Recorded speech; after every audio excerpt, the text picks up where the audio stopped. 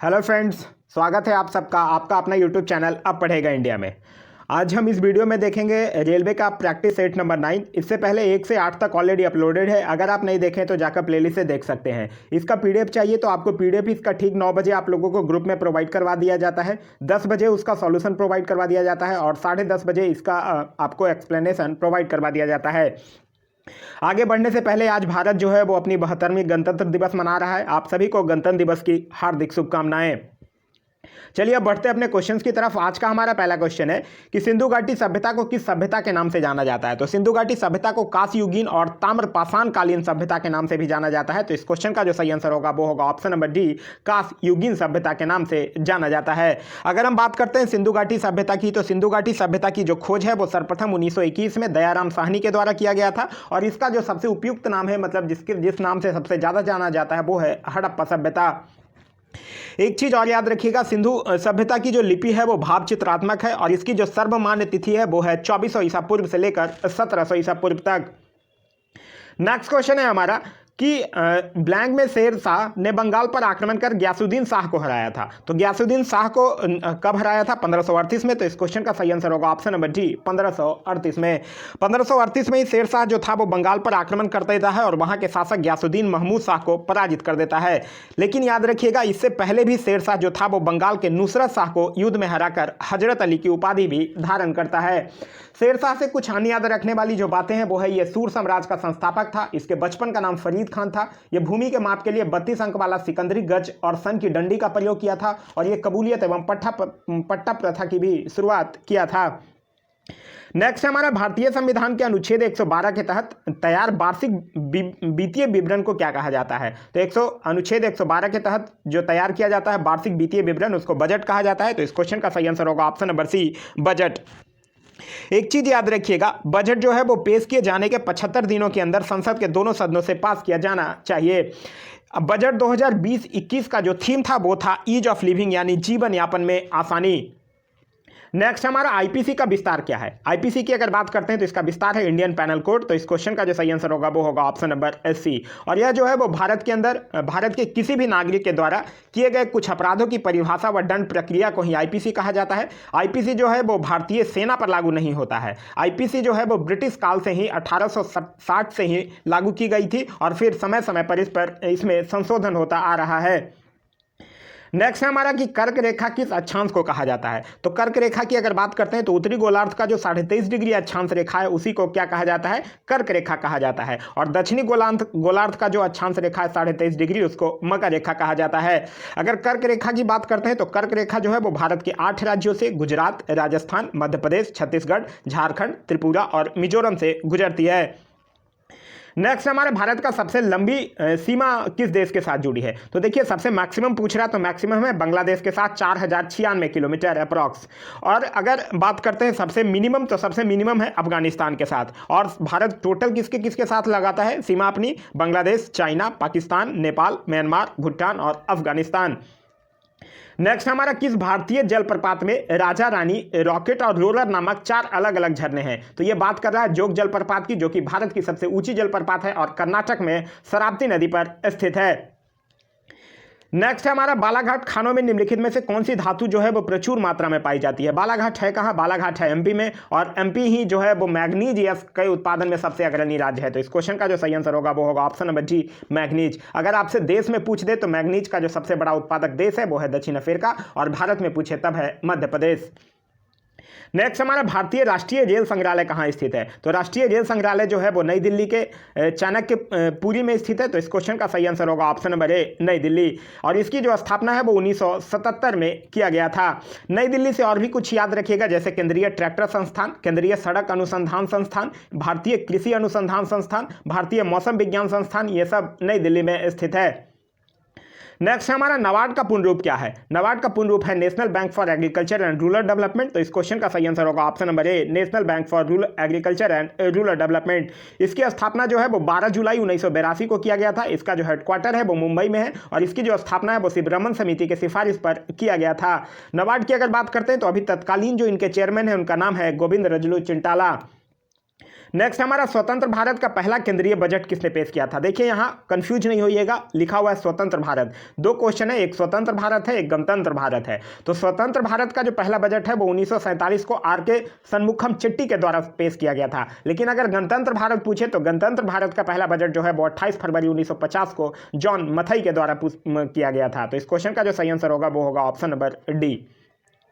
Next हमारा question number 12 कह रहा है अमृत योजना का पूर्ण रूप क्या है। AMRUT, इसका फुल फॉर्म है Atal mission for rejuvenation and urban transformation. तो इस क्वेश्चन का सही आंसर होगा ऑप्शन नंबर ए। इसकी स्थापना जो है वो 2015 में प्रधानमंत्री नरेंद्र मोदी के द्वारा किया गया था और इस योजना के तहत शहरी क्षेत्र में वाटर कनेक्शन, सीवर पाइप, हरियाली, स्ट्रीट लाइट, ये सब चीज़ों का विकास जो है वो शहरी क्षेत्र में करना है। नेक्स्ट क्वेश्चन हमारा क्वेश्चन नंबर 13 कह रहा है ईज ऑफ लिविंग इंडेक्स किस मंत्रालय की एक पहल है। तो ईज ऑफ लिविंग इंडेक्स जो है वो शहरी विकास मंत्रालय की पहल है। तो इस क्वेश्चन का सही आंसर होगा ऑप्शन नंबर बी।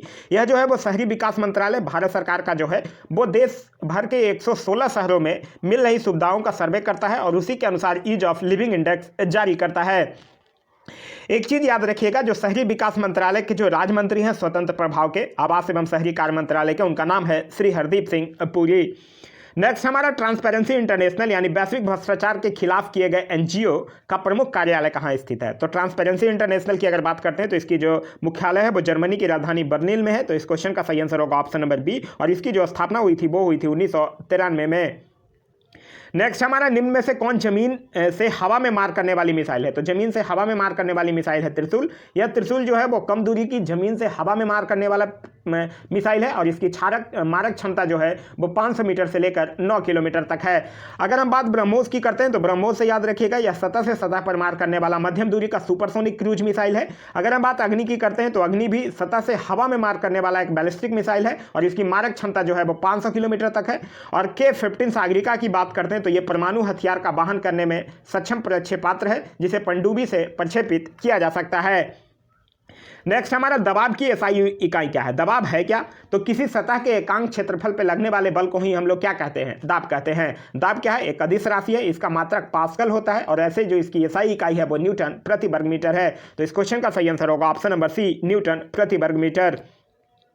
नेक्स्ट हमारा यदि वायु प्रतिरोध को नगण्य माने तो मुक्त रूप से गिरते हुए पिंड की स्थिति, यदि वायु का प्रतिरोध नगण्य है तो ऊर्जा और गतिज ऊर्जा का योग क्या होगा। तो यदि वायु प्रतिरोध को हम लोग नगण्य माने तो मुक्त रूप से गिरते हुए पिंड की जो स्थितिज ऊर्जा और गतिज ऊर्जा का जो योग होगा वो स्थिर यानी कि समान रहेगा। तो इस क्वेश्चन का सही आंसर होगा ऑप्शन नंबर डी, स्थिर रहेगा।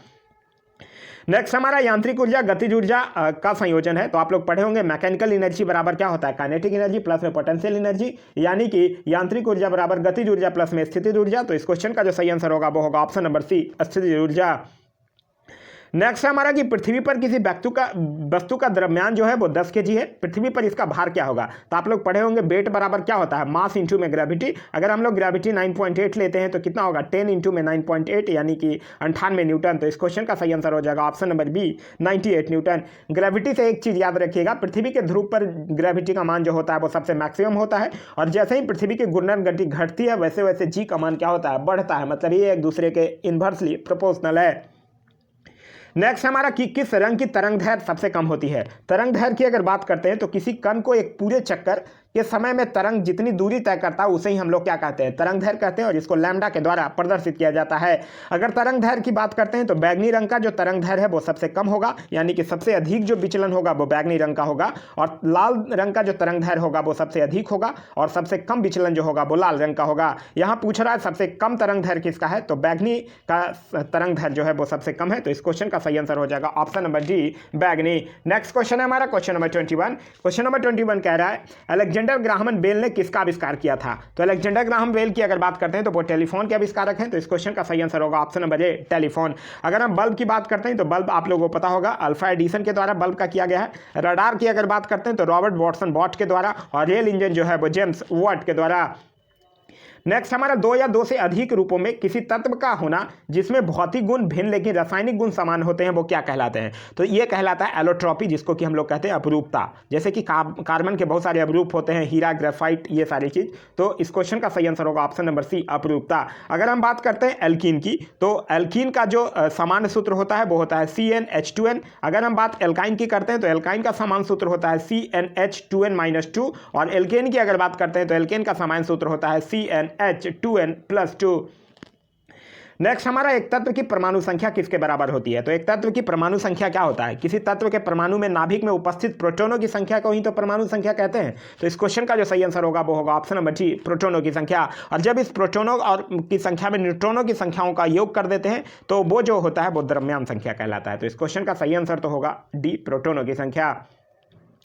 नेक्स्ट हमारा सार्वभौमिक सूचकों में 4 से 5 का पीएच मान क्या इंगित करता है? देखिए पीएच स्केल जो होता है वो 0 से लेकर 14 तक होता है। 7 जो होता है वो न्यूट्रल होता है। तो 0 से लेकर जब 3.5 तक होगा तब आप कह सकते हैं कि ये प्रबल अम्ल है, और 3.5 से लेकर अगर 7 तक होगा तब आप कहिएगा कि दुर्बल अम्ल है।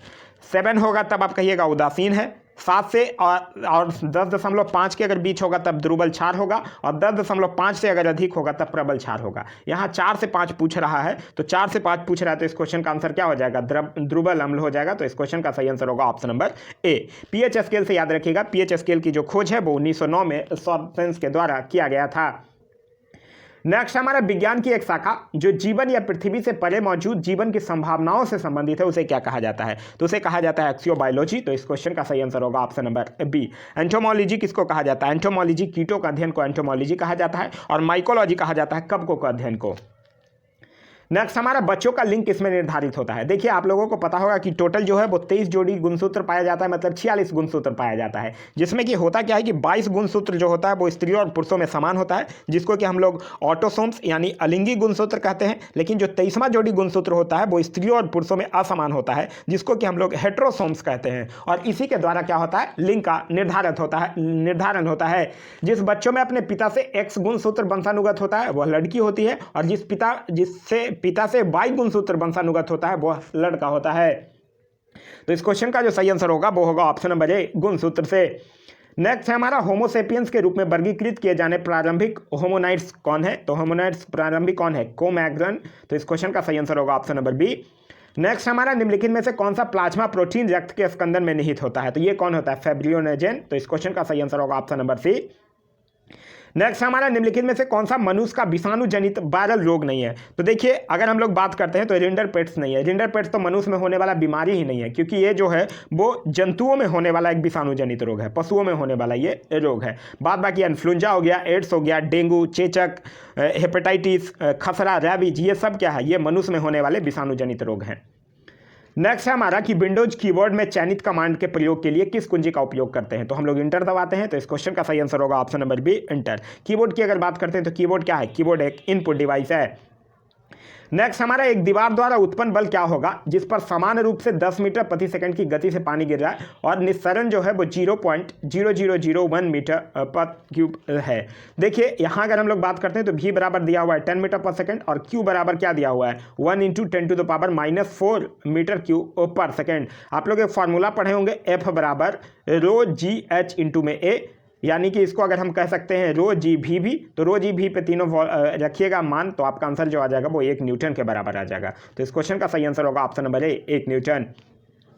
नेक्स्ट हमारा बजट 2020-21 के अनुसार 16 सूत्रीय एक्शन प्लान किस सेक्टर के लिए घोषित किया गया है? तो ये कृषि सेक्टर के लिए घोषित किया गया है, क्योंकि हमारी सरकार का कहना है कि 2022 तक किसानों की जो आय है वो दुगनी कर दी जाएगी, और इसी के लिए बागवानी हो गया, अनाज भंडारण, पशुपालन, ये सबको प्रोत्साहित करने के लिए 16 सूत्रीय योजनाओं की घोषणा की गई थी। एक चीज़ और कृषि से याद रखिएगा, बजट 2020-21 में जल्द खराब होने वाले खाद्य पदार्थों की शीघ्रता से परिवहन के लिए विशेष किसान रेल और किसान उड़ान योजना का भी शुरू करने का प्रस्ताव किया गया था।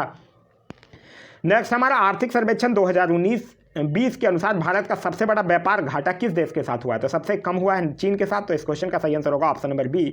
मतलब ये पूछ रहा है कि किसके साथ कमा है? तो चीन के साथ कमा है। सबसे पहले नंबर पे अभी भी अमेरिका है, दूसरे नंबर पे अभी है चीन, और तीसरे नंबर पे है यूएई, संयुक्त अरब अमीरात। तो इस क्वेश्चन का सही आंसर होगा ऑप्शन नंबर डी। नेक्स्ट हमारा प्रत्येक वर्ष अंतर्राष्ट्रीय युवा दिवस की तिथि को मनाया जाता है। तो अंतर्राष्ट्रीय युवा दिवस जो है वो 12 अगस्त को मनाया जाता है। तो इस क्वेश्चन का सही आंसर होगा ऑप्शन नंबर बी, और ये पहली बार 2000 में मनाया गया था, और 2020 का जो थीम था युवा दिवस का वो था youth engagement for global action. अगस्त में कुछ अन्य भी इंपॉर्टेंट दिवस मनाए जाते हैं, जैसे 6 अगस्त को हिरोशिमा दिवस, 12 अगस्त को अभी हम लोगों ने देखा ही कि अंतर्राष्ट्रीय युवा दिवस, और साथ ही साथ याद रखिएगा विश्व हाथी दिवस भी मनाया जाता है। 15 अगस्त को तो आप लोगों को पता ही होगा हमारे प्यारे देश भारत का स्वतंत्रता दिवस मनाया जाता है। 20 अगस्त को सद्भावना दिवस, और 29 अगस्त को राष्ट्रीय खेल दिवस। नेक्स्ट हमारा हाल ही में किस राज्य सरकार ने जन सूचना पोर्टल लॉन्च किया है? तो जन सूचना पोर्टल जो है वो राजस्थान सरकार के द्वारा लॉन्च किया गया है। तो इस क्वेश्चन का सही आंसर होगा ऑप्शन नंबर सी। और यह जो है वो राजस्थान के सभी नागरिक के लिए लॉन्च किया गया है और इस पोर्टल के जरिए प्रदेश में चल रही सभी सरकारी योजनाओं की जानकारी जो है वो बहुत आसानी से मिल सकेगा।